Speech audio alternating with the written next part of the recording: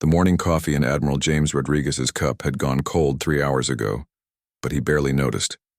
The holographic document floating above his desk seemed to mock him with its alien symbols and impossible numbers. Earth's first official contact with galactic civilization, and it came in the form of a tax bill. "Sir, the translation software has finished processing the entire document," said Captain Maria Santos, entering the newly constructed Alien Relations Wing deep beneath the Pentagon. Her voice carried a weight that made Rodriguez look up from the glowing display. "Tell me it's good news, Maria." "It's not good news, sir." Santos placed a thick folder on his desk. "Earth owes the Galactic Trade Federation 847 billion credits in what they call retroactive orbital occupation fees. That's just the base amount." Rodriguez rubbed his temples. "Just the base amount?" "Yes, sir. With interest, penalties, late fees, processing charges, and something called primitive species education surcharges, the total comes to 2.3 trillion galactic standard credits." Santos paused. "Our economists estimate that equals roughly 100 years of Earth's entire gross domestic product." The hologram flickered as an incoming transmission alert chimed. A grotesque slug-like creature materialized above the desk, its multiple eyes blinking in sequence. Slime glistened on its brown hide, and when it spoke, the translator rendered, its voice in a bored, bureaucratic tone. "I am Commissioner Blix of the Galactic Trade Federation Tax Collection Division. I assume you have reviewed the assessment notice for planet designation Sol 3, commonly known as Earth." Rodriguez straightened in his chair. "Commissioner Blix, I'm Admiral James Rodriguez, Director of Earth's Interstellar Affairs. We've reviewed your document, and frankly, we have some concerns about this assessment." Commissioner Blix's eye stalks swayed with what might have been amusement. "Concerns? How quaint. Let me explain something to you, primitive. Every inhabited world in this galaxy pays orbital occupation fees. The fact that your species was too backward to join galactic civilization earlier doesn't exempt you from historical obligations." "Historical obligations for what exactly?" "For existing in this orbital zone around your star, of course.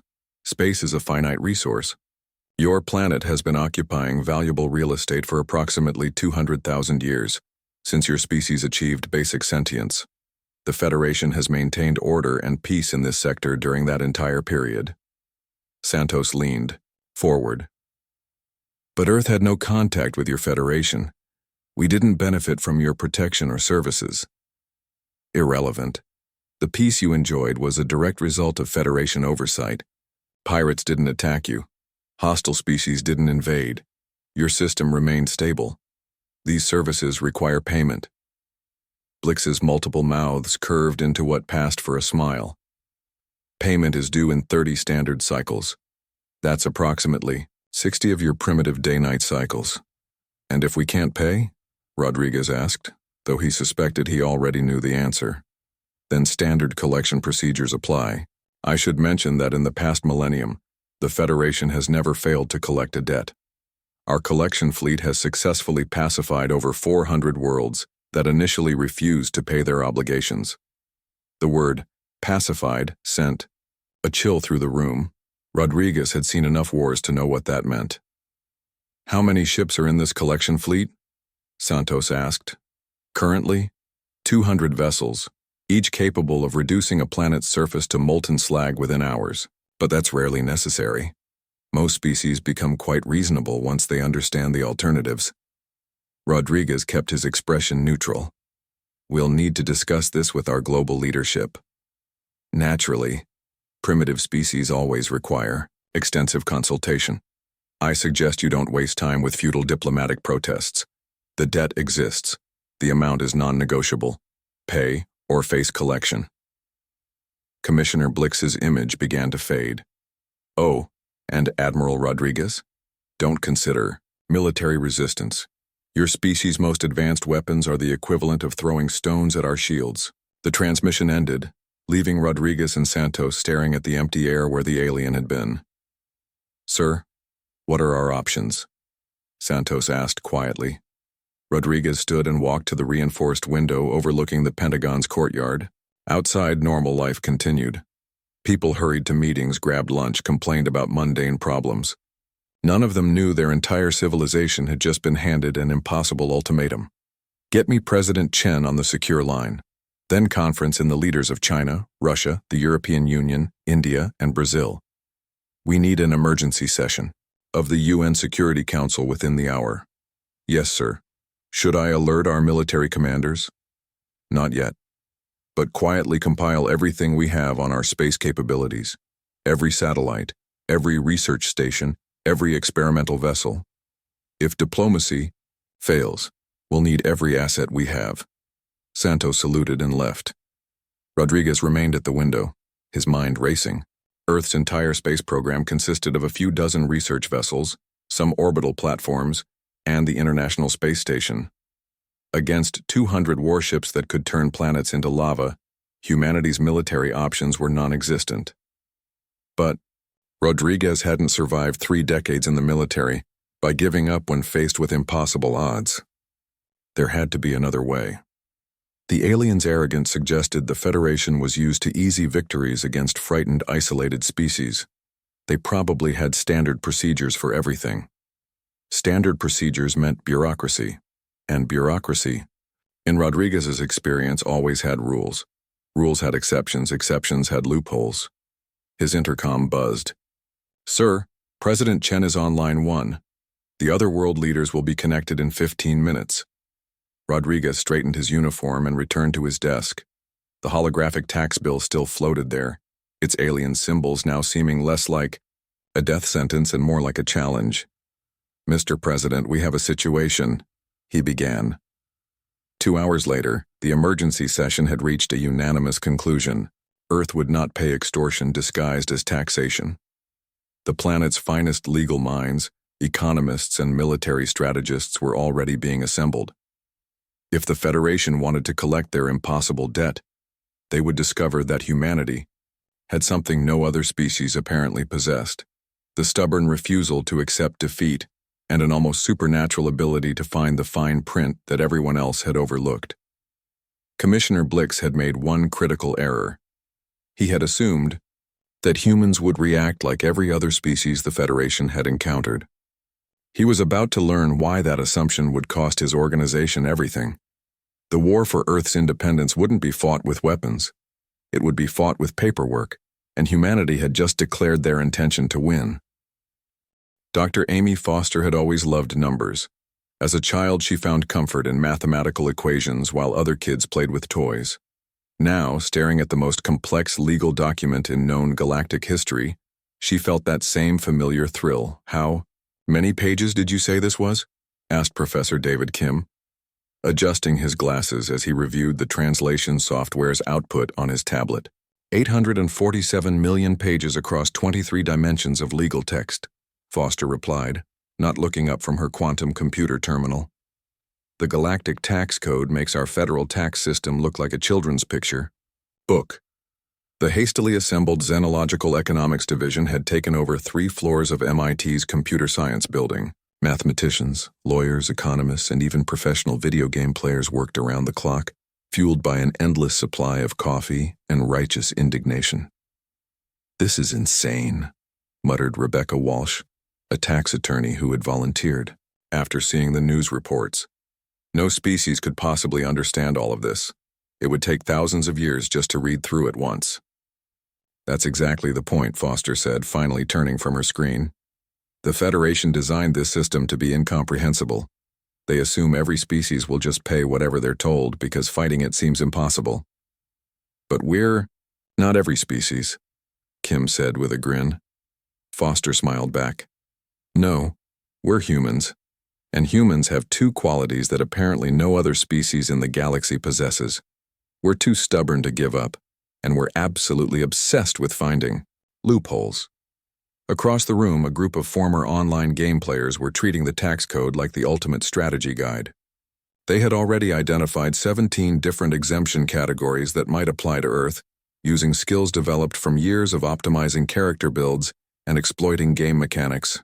Dr. Foster, called out Mike Thompson, a recent law school graduate. I think I found something big. Foster hurried over to his workstation where holographic legal text floated in complex patterns. What is it? Subsection 45 Delta 7. It says any species that demonstrates superior administrative efficiency can contest their assessment through something called competitive bureaucratic demonstration. Kim joined them, reading over the floating text. What does that mean exactly? I'm not entirely sure, Thompson admitted. The translation is rough, but it seems to be some kind of formal challenge process. If a species can prove they're better at bureaucracy than the Federation, they can dispute their entire debt assessment. Foster's eyes lit up. Get me everything related to that subsection. Cross-reference it with the procedural codes and precedent cases. While the legal team dove deeper into the bureaucratic challenge option, Foster received an encrypted call from Admiral Rodriguez.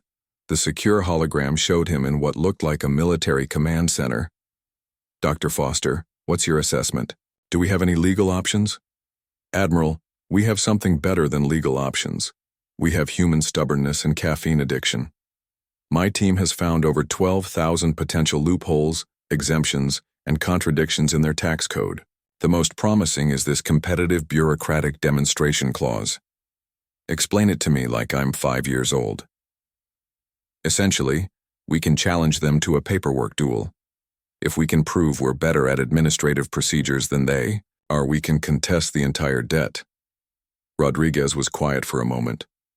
Doctor, that sounds like the most ridiculous thing I've ever heard. Sir, 3 weeks ago, the most ridiculous thing you'd ever heard was probably getting a tax bill from aliens. Fair point. What do you need? Time, resources, and the biggest collection of legal databases ever assembled. Also, I need you to start preparing our space assets for a very unusual mission. After ending the call, Foster returned to her team. The room buzzed with excitement as more loopholes were discovered. Earth qualified for primitive world status, environmental hardship relief, and cultural heritage preservation funds. The Federation's own records contained enough contradictions to fuel legal challenges for decades. Dr. Foster, called out Lisa Park, a former tax preparer who had become the team's expert on galactic accounting procedures. I've been analyzing their audit history. Do you know how many species have ever successfully challenged a Federation tax assessment? 0. Exactly 0, but do you know why? Foster shook her head. Because no species has ever actually read the entire tax code. They just pay what they're told and move on with their lives. The Federation has been relying on intimidation and the sheer complexity of their system to avoid scrutiny.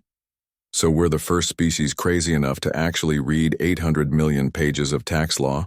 We're the first species with quantum computers, legal databases, and the particular brand of obsessive-compulsive disorder that humans call thoroughness. Professor Kim looked up from his analysis station. I've been thinking about this bureaucratic challenge. What if it's not just about paperwork? What if it's about demonstrating superior organizational capability? What do you mean? Foster asked. Think about it. Every other species probably approaches this reactively. They get a tax bill, they panic, they either pay or get conquered. But humans? We're approaching this systematically. We're not just reading their tax code. We're analyzing it, cataloging it, cross-referencing it, and finding ways to improve it. Foster felt a spark of inspiration. Keep going. What if we don't just challenge their assessment? What if we demonstrate that we can do their job better than they can? Show them how their own system should work? The room fell silent as everyone considered the implications. Rebecca Walsh spoke first. That's either brilliant or completely insane. With humans, those two things often overlap, Foster replied. Mike, get me everything about competitive bureaucratic demonstration. Lisa, I want a complete analysis of every exemption Earth might qualify for. David, start modeling improved versions of their tax assessment algorithms. She turned to address the entire room. Ladies and gentlemen, we're not just fighting a tax assessment. We're about to demonstrate human administrative superiority to an entire galactic civilization. And we're going to do it with spreadsheets, legal briefs, and enough coffee to fuel a small space station. The team erupted in cheers and got back to work with renewed energy. Outside, the sun was setting on what might be Earth's last free day, but inside the MIT building, humanity's greatest weapon was being prepared for deployment. Not nuclear missiles or space marines, but accountants armed with calculators and an unshakable belief that every system could be optimized if you just read the manual carefully enough. The UES paperwork looked nothing like a traditional warship. Where other vessels might have bristled with weapons and armor, humanity's flagship carried communication arrays, legal databases, and enough office supplies to stock a small planet. Commander Tom Harris had spent 30 years in Earth's space program, but he had never imagined leading humanity's first interstellar bureaucratic assault. "Incoming transmission from the Federation fleet," announced Lieutenant Amy Chen from the communications station. "Admiral Krex wants to speak with you directly." Harris straightened his uniform and nodded. "Put him through." The main screen flickered, revealing a massive reptilian creature with scarred green scales and cold yellow eyes. Admiral Krex of the Federation collection fleet looked like he could bite through steel, and his voice carried the authority of someone who had conquered dozens of worlds. "Human vessel, you will surrender immediately and prepare to escort our assessment teams to your planet's surface. Any resistance will be met with immediate destruction." Harris smiled politely. "Admiral Krex, I'm Commander Tom Harris of the United Earthship paperwork. Before we discuss surrender, I have some documents for your review." The alien's expression shifted to confusion. "Documents?" "Yes, sir. Specifically, Form 77B. Our official challenge to Earth's debt assessment, under Administrative Efficiency Clause 45 Delta 7 of the Galactic Tax Code." On cue, the paperwork's legal team transmitted the form directly to the Federation flagship. Harris watched with satisfaction as Krex's reptilian features twisted into bewilderment. "You're challenging the assessment? That's impossible.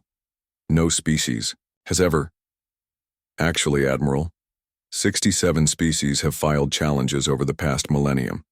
The Federation simply rejected them all without proper review, which violates Section 12 of your own procedural code." Lieutenant Chen suppressed a smile as she transmitted supporting documentation. The human fleet had spent the past week preparing for this moment, and every member of the crew knew their role in the greatest administrative battle in galactic history. Admiral Krex's image flickered as his staff presumably scrambled to verify the human's claims. When he returned, his expression had shifted from confident authority to nervous irritation. "Even if your challenge has merit, the assessment stands until the dispute process is complete. That could take centuries. Actually, sir, emergency challenges must be resolved within 72 standard hours according to subsection 99C. I'm transmitting the relevant statute now." Harris nodded to Dr. Foster, who appeared on a secondary screen from her position aboard the UES calculator. "Admiral Krex, I'm Dr. Amy Foster, Earth's designated Administrative Efficiency Specialist. We're prepared to begin competitive demonstration immediately." "Competitive demonstration?" Krex's voice rose in pitch. "What are you talking about?" "Sir, surely you're familiar with your own regulations. Any species claiming superior administrative capability must prove their assertion through direct comparison. We're challenging your tax assessment methodology, your documentation procedures, and your debt calculation algorithms." What followed was 3 days of the most intense bureaucratic warfare ever witnessed in known space. The humans filed motions, counterclaims, and procedural challenges faster than the Federation's computers could process them.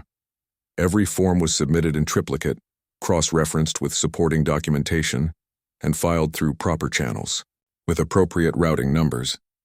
Dr. Foster led the assault from the calculator, surrounded by holographic displays showing real-time analysis of Federation responses. "They're falling behind on processing," she announced to Harris over the comm. "Their system wasn't designed to handle this volume of simultaneous challenges." "What's our status on the exemption claims?" "Approved for primitive world status, environmental hardship relief, and cultural preservation funds. That reduces Earth's assessment by roughly 40%, but we're just getting started." The breakthrough came when Lisa Park, working from the UES ledger, discovered a critical error in the Federation's population calculations. "Commander Harris, you need to see this. They based Earth's assessment on census data from 1823. Harris blinked. 1823? That's over 200 years ago. Exactly. According to their own regulations, Using outdated demographic data invalidates the entire assessment.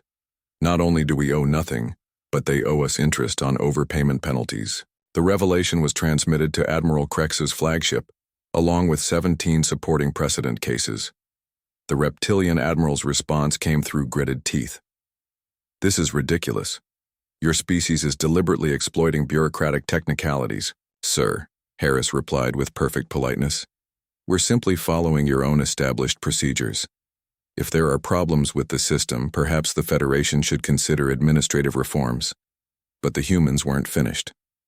Professor Kim, broadcasting from the UES audit, revealed that the Federation's automated systems contained thousands of similar errors. Species throughout the galaxy had been overcharged due to outdated data, mathematical mistakes, and simple clerical errors. "We're prepared to offer our services," Dr. Foster announced during a three-way transmission between the human and Federation fleets. "Earth will help the Federation restructure its entire tax system to eliminate these inefficiencies." Admiral Krex looked like he had aged several years over the past 3 days. "You want to restructure our tax system?" "Sir, your current methodology is fundamentally flawed. We've identified over 40,000 areas for improvement. With proper organization, the Federation could increase compliance while reducing administrative overhead by approximately 60%. The alien admiral's staff was in chaos. Junior officers ran between stations. Senior advisors argued over legal precedents, and somewhere in the background, alarms were sounding from overloaded computer systems. "This is not how debt collection is supposed to work," Krex muttered. Harris felt a moment of sympathy for the confused alien. "Admiral, with respect, how has the Federation been handling tax disputes for the past millennium?" "Simple. Species. Either pay or we pacify their world. No one has ever tried to actually read the tax code, to turn our own regulations against us." Dr. Foster's image leaned forward on the screen.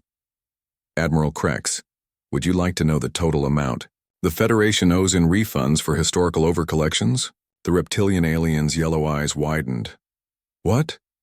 "Based on our analysis, approximately 12 trillion credits across 437 worlds.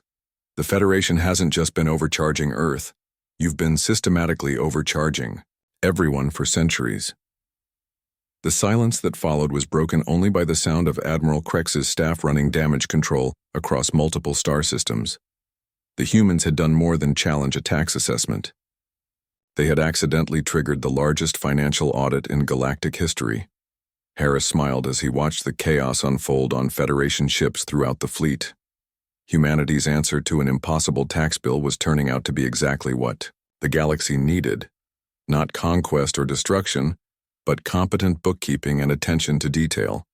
Commissioner Blix had never experienced panic before. As a member of the slug-like mollusk species, his people were known for their calm, methodical approach to bureaucracy. But watching his perfectly ordered universe collapse in real time was proving that even the most composed beings had their breaking point. "How many refund requests are we processing now?" he asked his assistant, a nervous insectoid creature whose mandibles clicked rapidly when stressed. 17,000 and climbing, sir. The automated systems are backed up for weeks. Species across the galaxy are demanding reviews of their historical assessments. Blix's eye stalks drooped in despair. The humans had somehow distributed their audit techniques across subspace networks, and every civilization in the Federation was suddenly discovering they had been overcharged for centuries. On the main display, in the Tax Collection Division headquarters, incoming requests scrolled past faster than anyone could read them. The planet Nexus 7, inhabited by mathematician philosophers, had calculated they were owed 3.2 billion credits in overpayments. The crystalline beings of Quartzon were claiming they shouldn't have been taxed at all, since they didn't technically occupy space in the traditional sense. Even the Crimson Nebula warriors, known throughout the galaxy for their aggressive nature, had filed for agricultural exemptions based on their combat fungus farms. "Sir," the assistant clicked frantically, "we just received a formal complaint from the Ethereal Council. They're claiming that since they exist partially in another dimension, they should only be paying half rates for orbital occupation." That's ridiculous, Blix muttered, though he wasn't entirely sure it wasn't also legally valid. The humans had found so many loopholes that everything seemed possible now. Meanwhile, in the Federation fleet, Admiral Krex was discovering that military might was useless against superior paperwork. Every time he threatened the humans with force, they responded with restraining orders, cease and desist notices, and formal complaints filed through proper diplomatic channels. "Sir," his aide reported, "the humans have just submitted Form 99X, a request for punitive damages due to aggressive collection tactics inconsistent with established procedure." Krex's scaled hands clenched into fists. "They want us to pay them for threatening them?" "According to subsection 47 of the Diplomatic Contact Code, yes, sir. Threatening military action during ongoing administrative disputes is a violation that carries mandatory compensation." The reptilian admiral stared at the legal document floating above his command console. "How is this possible? We've collected taxes from thousands of species. None of them ever fought back with form, sir." "It's not natural," Krex growled. "Species are supposed to either pay or fight. They're not supposed to file motions." On the UES paperwork, Commander Harris was receiving reports from his fleet that bordered on the surreal. The humans weren't just winning their bureaucratic war. They were accidentally fixing the entire galactic taxation system. "Commander," reported Lieutenant Chen, "the Federation's central accounting computer has crashed. Apparently we found a logical paradox in their system, where they've been charging themselves taxes and somehow owe money to their own treasury." Harris shook his head in amazement. "How does an organization charge itself taxes?" Subsection 12 Gamma requires all Federation facilities to pay orbital occupation fees, but those fees go to the Federation treasury, so they've been paying themselves money that they already owned, then charging themselves administrative fees for processing their own payments. Dr. Foster's image appeared on the communications screen, her hair disheveled but her eyes bright with excitement. "Tom, you need to hear this. I've been analyzing the Federation's complete financial records. They don't just owe refunds to other species. They owe money to themselves. Their entire accounting system is a circular paradox. Can you fix it?" "Fix it? Tom, we can revolutionize it. What if instead of every species paying individual assessments, we created a simplified universal rate based on actual resource usage? What if we eliminated the bureaucratic overhead by streamlining the entire process?" Harris smiled. "Dr. Foster, are you suggesting we redesign galactic civilization's tax system?" "Why not? We've already proven we're better at it than they are." The proposal was transmitted simultaneously to every ship in both fleets. Admiral Krex received it. Aboard his flagship, where his staff was still struggling to process the mountain of legal challenges the humans had filed.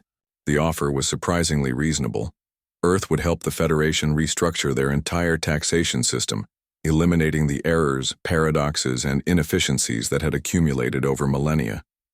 In exchange, Earth's debt would be forgiven, and humanity would receive a consulting contract to help implement the new system. The alternative was watching their trillion-credit bureaucracy collapse as every species in the galaxy demanded individual audits. "Sir," Krex's aide reported quietly, "our legal department says fighting this would take approximately 400 years and cost more than our entire military budget." Admiral Krex looked at the human fleet, still bristling with communication arrays and legal databases instead of weapons. In 30 years of conquest, he had never encountered an enemy like this. They didn't want to destroy the Federation. They wanted to make it more efficient. "Get me Commissioner Blix," he said finally. The transmission connected the military flagship with the tax headquarters, where Blix was surrounded by towers of paperwork and stressed administrative staff. The slug-like being looked haggard. "Admiral Krex, please tell me you have good news." "Blix, what happens if we accept their proposal?" "We save face, avoid galactic revolution, and possibly end up with a functional tax system for the first time in Federation history." "And if we refuse?" Blix gestured to the chaos surrounding him. "Every species in the galaxy continues demanding refunds while our systems collapse under the administrative load. We'll spend the next century in court and probably lose most of our cases anyway." Krex was silent for a long moment. These humans, they're not trying to destroy us. No, Admiral. They're trying to help us do our jobs properly. It's disturbing, but also oddly refreshing. The decision was made during an emergency session of the Federation Council. Species representatives who had been demanding refunds suddenly found themselves supporting the human proposal when they realized it would result in lower taxes for everyone. The vote was unanimous. Accept Earth's offer to restructure the galactic tax system. When the results were transmitted to the human fleet, Commander Harris felt a mixture of relief and pride. Humanity had faced an impossible situation and found a solution that benefited everyone. They hadn't conquered the galaxy through force. They had improved it through competence. Commander, Dr. Foster announced over the comm, I just received our first official contract from the Federation. They want us to begin implementing the new system immediately. Harris looked out at the massive alien fleet that had come to collect an impossible debt. Soon those same ships would be carrying human administrative specialists to worlds across the galaxy, teaching other species how to navigate the new, simplified tax system. It wasn't the victory anyone had expected, but it was perhaps the most human victory possible, turning a crisis into an opportunity to make things better for everyone.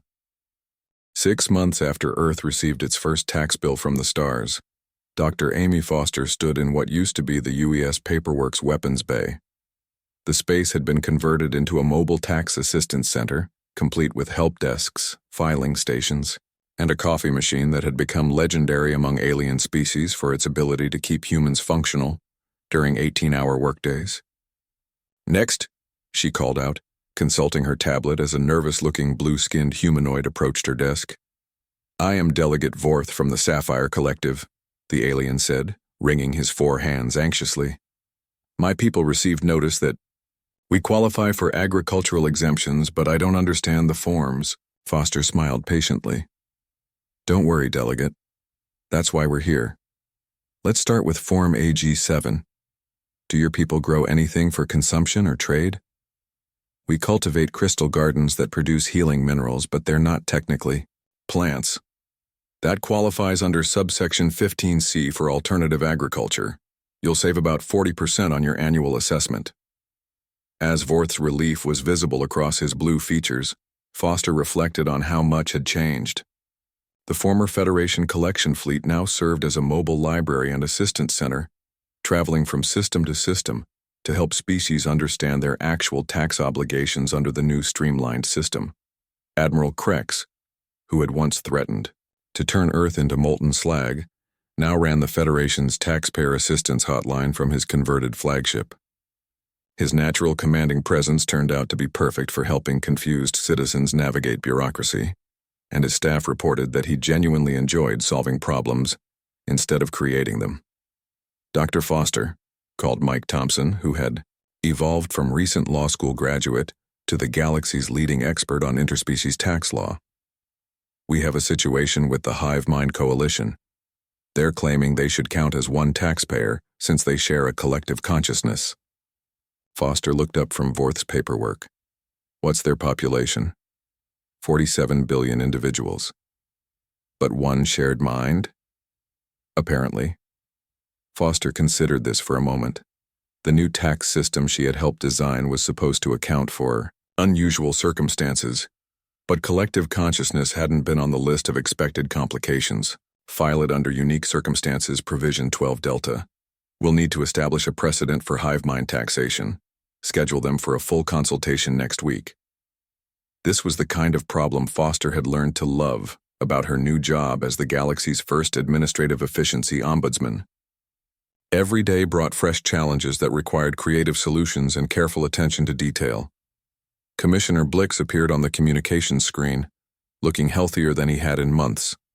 The slug-like being had traded his stressful position as chief tax collector for a role as Foster's assistant, and the change agreed with him. Dr. Foster, I have the quarterly efficiency reports from the new system. Give me the good news first. Tax compliance is up 67% across all Federation worlds.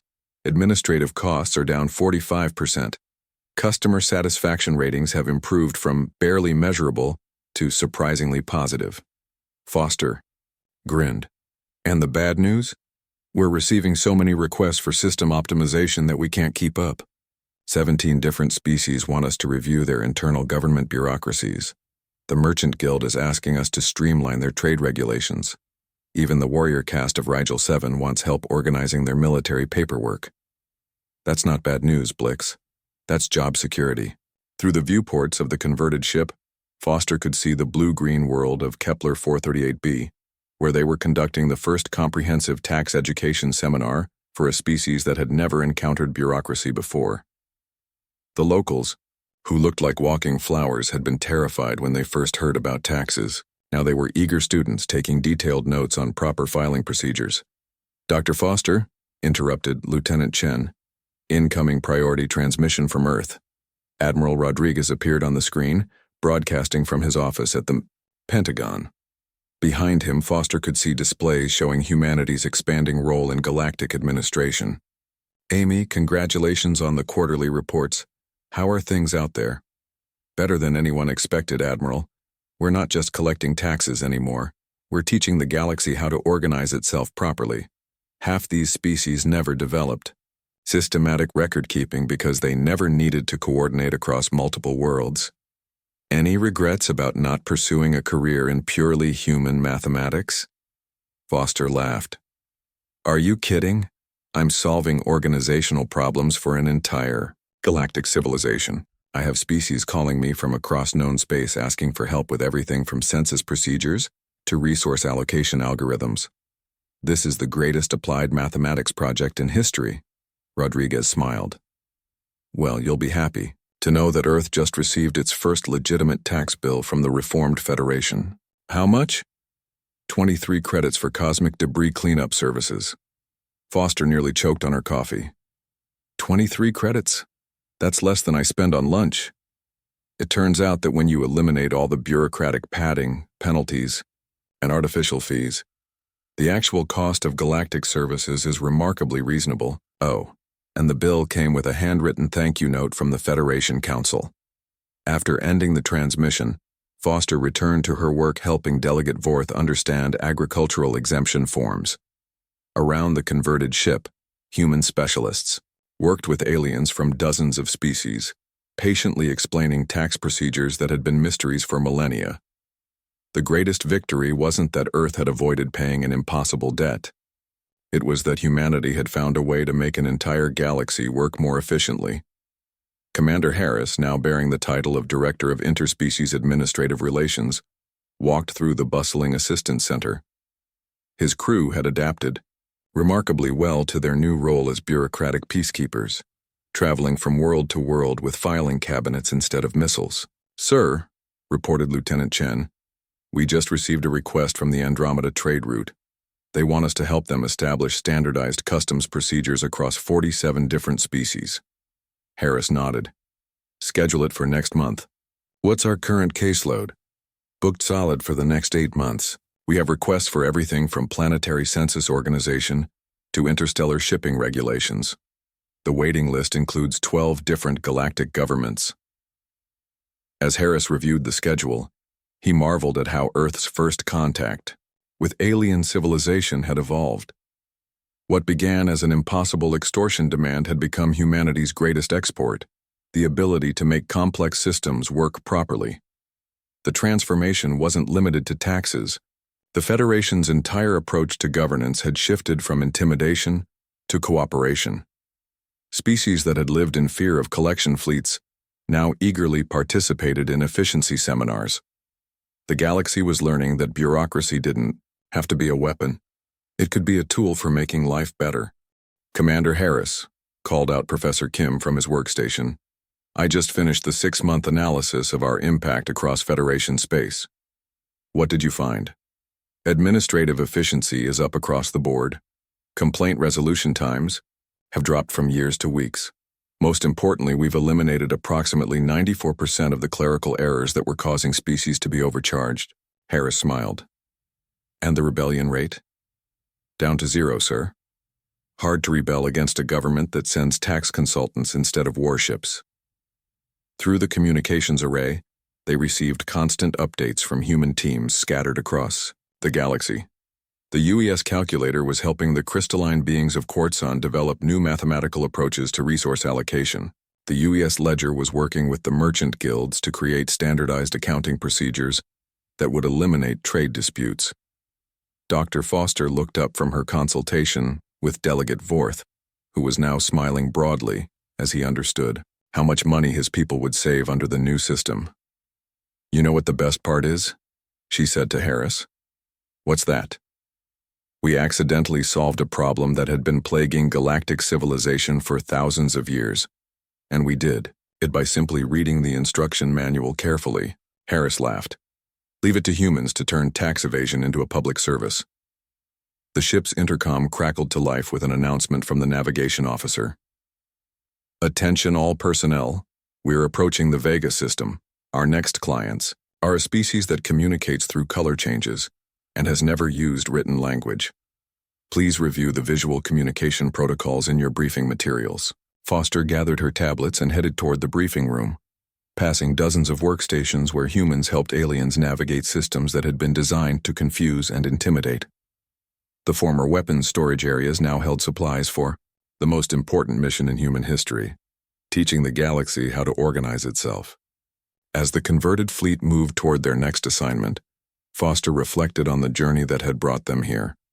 Earth's answer to an impossible alien tax bill hadn't been military resistance or desperate negotiation. It had been the most human response possible, reading the fine print, finding the problems, and fixing them for everyone.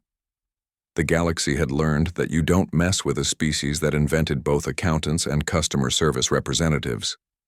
More importantly, it had learned that the universe worked better when someone actually paid attention to the details. Somewhere in the distance, Commissioner Blix was probably preparing for another day of helping confused aliens understand tax forms. Admiral Krex was likely reviewing customer satisfaction surveys and feeling proud of his team's improvement ratings. And across known space, species that had lived in fear of bureaucratic oppression were learning that paperwork could be a force for good when handled by people who actually cared about getting it right. Earth's victory wasn't measured in conquered worlds or destroyed enemies. It was measured in improved efficiency ratings, reduced complaint resolution times, and the simple satisfaction of helping an entire galactic civilization figure out how to work together properly. It was the most human victory imaginable, making things better for everyone, one properly filed form at a time.